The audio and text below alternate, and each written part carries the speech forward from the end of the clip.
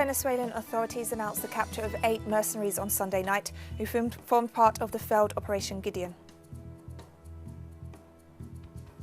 Russia's non-working period imposed to contain the spread of the coronavirus will be lifted from Tuesday. The tiny nation of Djibouti has begun lifting restrictions despite reporting the highest prevalence of the novel coronavirus in East Africa. From the headquarters of Telesur English in Havana, Cuba, this is From the South, I'm Katrina Goss. Venezuelan authorities announced the capture of 8 mercenaries on Sunday night who formed part of the failed Operation Gideon. The latest group was headed by the nephew of Cliva Alcara Acordones, a former Venezuelan general who admitted to directing paramilitary operations in Riohacha, Colombia, linked to opposition lawmaker Juan Guaido. 7 men and 1 woman were among those arrested in Petaquirito, about 50 kilometers from Caracas. And earlier on Sunday, 3 mercenaries were captured by the Special Actions Force of the Bolivarian National Police in the town of Colonia Tovar in Aragua State. Meanwhile, another 3 mercenaries were caught in San Miguel in La Guaira State with links to Operation Gideon. This made for a total of 14 people linked to the foiled coup plot who were arrested on Sunday.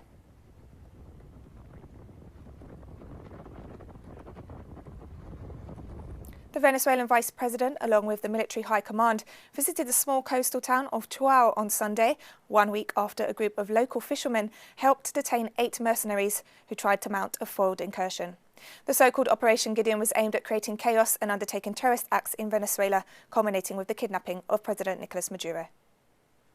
The drums of Chuao sounded to celebrate the triumph of peace and to welcome the Vice President Delcy Rodriguez and the military high command.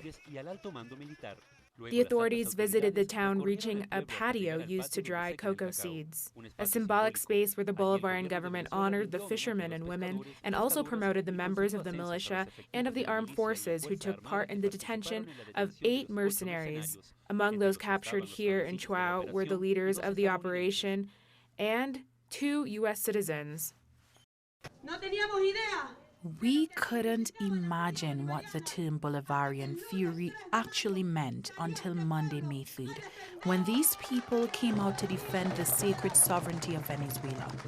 We would have always come up short trying to define what our people would be willing to do if anyone dared to defile the territorial integrity of Venezuela, our right to self-determination and sovereignty. The organized people of Chuao asked the vice president to take a message to President Maduro. Please let the president know that any person who dares harm Venezuela, that person who dares to harm President Nicolas Maduro, will have to deal with the black people of Chuao. The Venezuelan Afro-descendants let the president know. Afrodescendientes de Chuao y de Venezuela. The community cleared any doubts about the union which exists between the government, the armed forces, and the Bolivarian militia. We are the sons and daughters of Commander Hugo Chavez. Let the world know we are the brothers and sisters of our President Nicolas Maduro Moros. Defense Minister Vladimir Pedrino Lopez highlighted the importance of the civilians' participation for last week's successful repeal of the terrorist plot. This could have been possible if the people had not spotted the terrorists, if they had not warned us. Our soldiers bravely flew over the area and spotted the fishermen, but also saw the mercenaries who were coming to cause death and terror. Congratulations to all of you.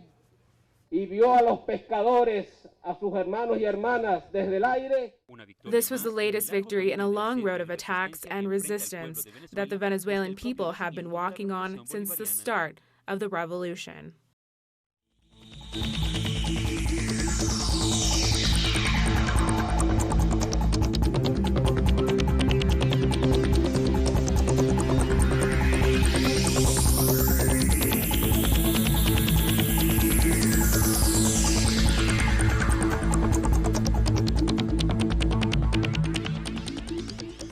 The The US clampdown on illegal immigration and continued deportations is likely to severely impact the handling of the COVID-19 situation across the region.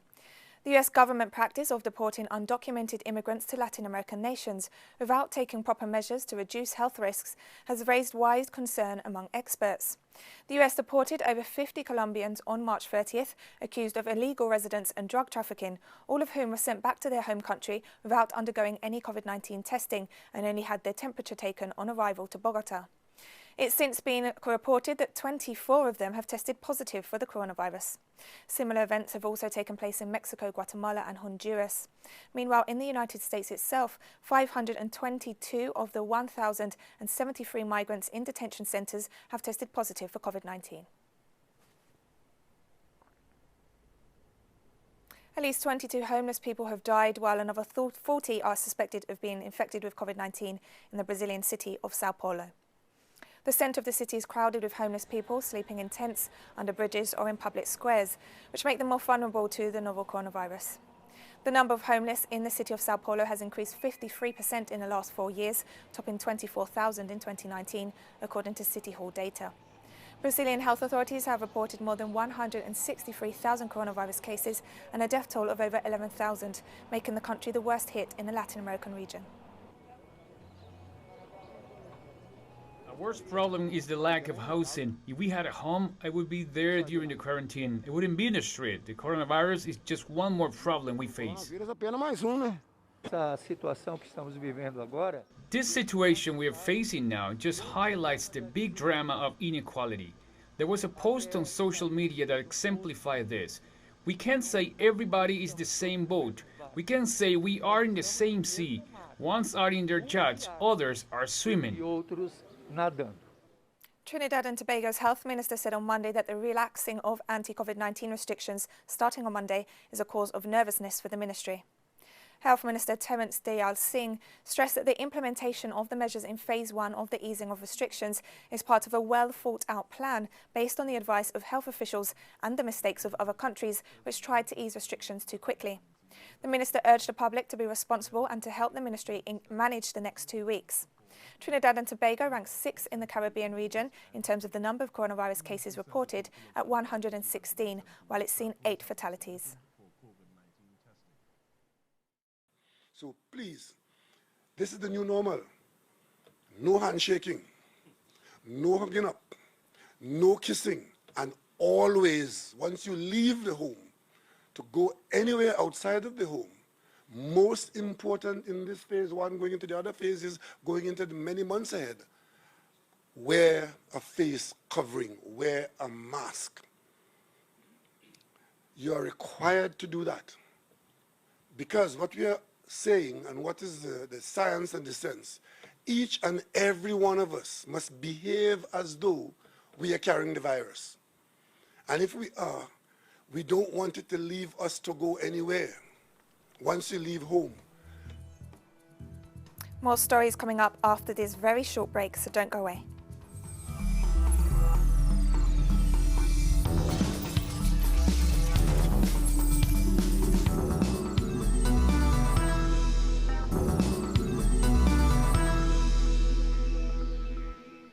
Welcome back to From the South.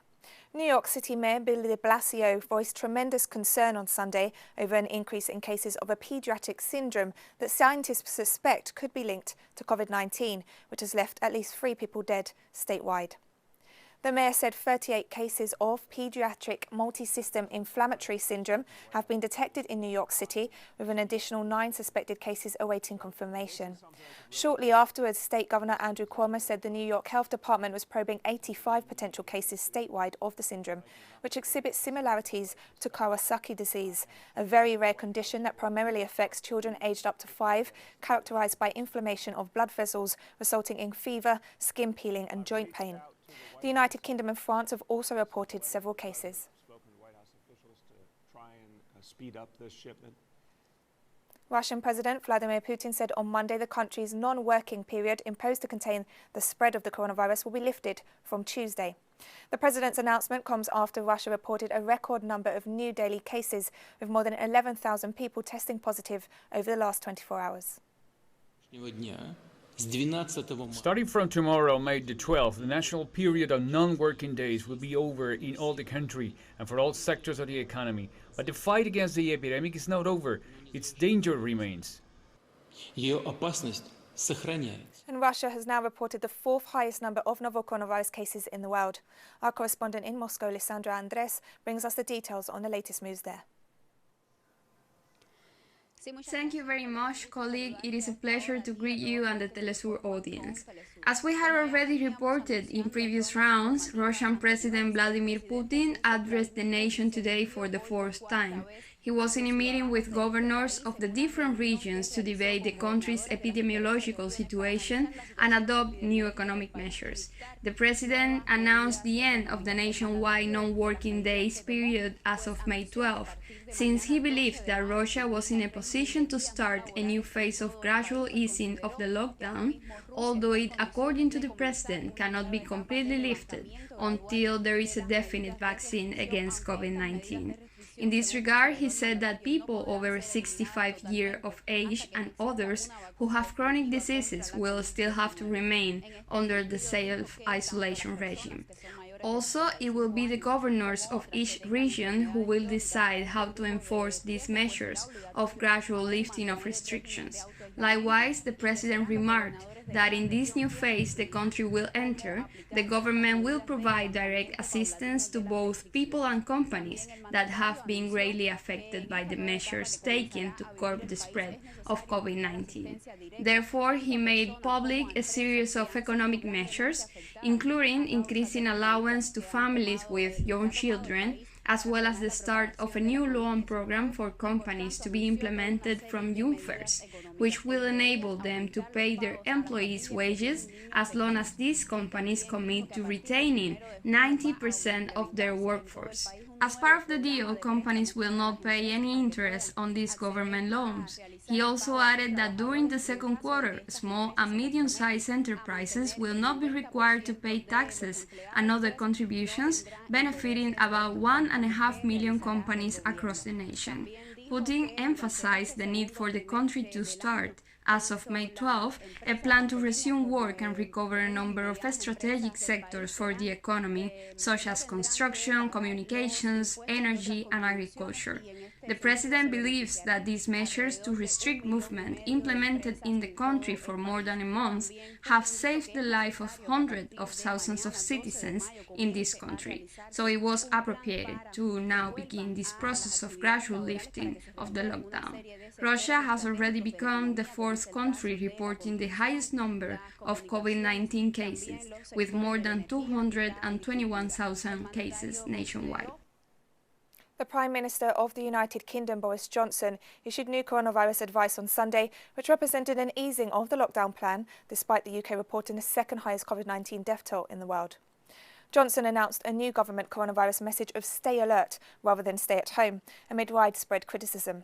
The strategy applies to England as Scotland, Wales and Northern Ireland are sticking with stay-at-home advice.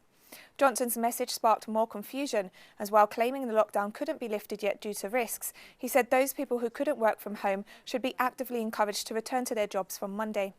Trade unions warned that ordering many people back to work from Monday was a recipe for chaos in the absence of urgent action to safeguard workers' health. Doctors and police reacted with warnings of growing non-compliance and the impossibility of policing the public faced with mixed messages. Meanwhile, thousands of commuters forced to return to work crammed into limited public transport this Monday. Shulan City in China's northeast province has gone into lockdown after new COVID-19 cases were detected. One new coronavirus case was confirmed in the city on May 7th, and there are now 13 infections registered. A total of 290 people who are in close contact with the patients have been traced and are under medical observation. 17 new COVID-19 cases were reported in different Chinese cities over the weekend, including in Hubei province. After Hubei, Guangdong province has been the most impacted in mainland China, with nearly 1,600 cases and 8 deaths. Meanwhile, the northeastern province of Jilin, where Shulan is located, appears as the least affected Chinese territory, with 127 cases and only 1 fatality. There were 17 new confirmed cases. Among them, 10 were domestic cases, in which 5 were in Hubei province, 3 in Jilin province, 1 in Liaoning province, and in Heilongjiang province. 7 were imported into Inner Mongolia from overseas. And we're taking one last short break now, but stay with us for more from the Global South.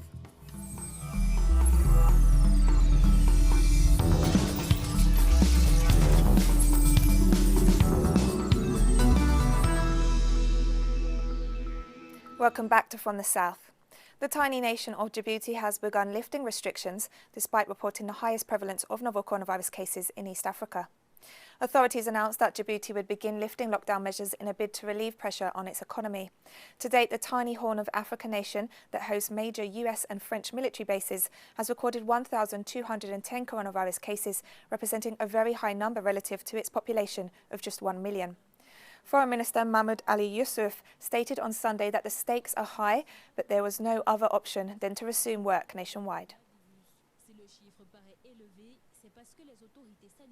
The president of Ghana, Nana Akufo-Addo, delivered a national address on Sunday to provide an update on the COVID-19 pandemic and announce a raft of measures to contain the spread of the virus. It is important to stress that 533 out of the 921 new cases recorded between last Wednesday and Thursday are factory workers from a fish processing factory located in Tema. All 533 persons were infected by one person.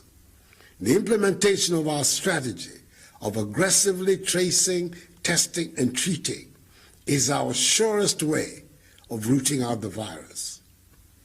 According to the Africa Centers for Disease Control and Prevention, nearly 2,700 new coronavirus cases were reported across the continent in the last 24 hours. The number of coronavirus cases in Africa reached over 63,000 on Monday. South Africa still ranks as the worst-hit nation in terms of the number of confirmed cases, and more than 10,600, while it's seen a relatively low death toll of 206. Egypt appears next on the list with over 9,700 cases and more than 500 fatalities. Meanwhile, Ghana surpassed Nigeria last Saturday as the worst-hit country in Western Africa, with 4,700 cases and 22 fatalities. Cameroon leads the figures in Central Africa with more than 2,500 cases and over 100 deaths. Finally, Sudan surpassed Djibouti as the most affected Eastern African nation with over 1,000 cases and 70 fatalities.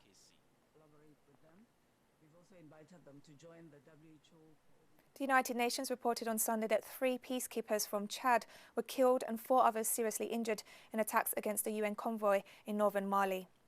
UN spokesman Stefan Dujarric said Secretary-General Antonio Guterres condemned the attacks in the Kidal region, which he said may constitute war crimes under international law. The UN Secretary-General called on Malian authorities to spare no effort in identifying the perpetrators of these attacks so that they can be brought to justice. Guterres reaffirmed that such cowardly acts will not deter the UN from its resolve to continue supporting the people and government of Mali in their pursuit of peace and stability. The UN peacekeeping mission in Mali was established in 2013 with the declared aim of helping to stabilize the Northwest African nation.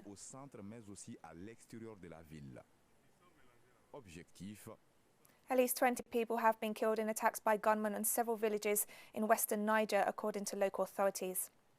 According to Ibrahim Tijani Kachela, governor of the Tillaberi region, the attacks were perpetrated by unidentified gunmen on motorcycles near the tri-border region of Niger, Burkina Faso and Mali. Fighters linked to the Al-Qaeda and Islamic State armed groups have been operational in the area. The security situation in the region has rapidly deteriorated in recent years, despite the presence of a growing number of military forces from France, the UN and the G5 Sahel force. UN Secretary-General Antonio Guterres warned last week that hardline armed groups in the Sahel are exploiting the coronavirus pandemic to step up attacks for propaganda purposes. Bangladesh reported a record daily increase in coronavirus cases on Monday at over 1,000. The figure was the highest rise since the first case was reported on March 8th. The Directorate General of Health Services reported in a regular online briefing this Monday that the total number of cases has now surpassed 15,600, while the death toll stands at over 200. Meanwhile, the government has expanded testing facilities in some 37 labs across the country. Apart from medical staff, the police have been the second hardest hit state body of the country, with more than 1,700 police officers infected with the virus.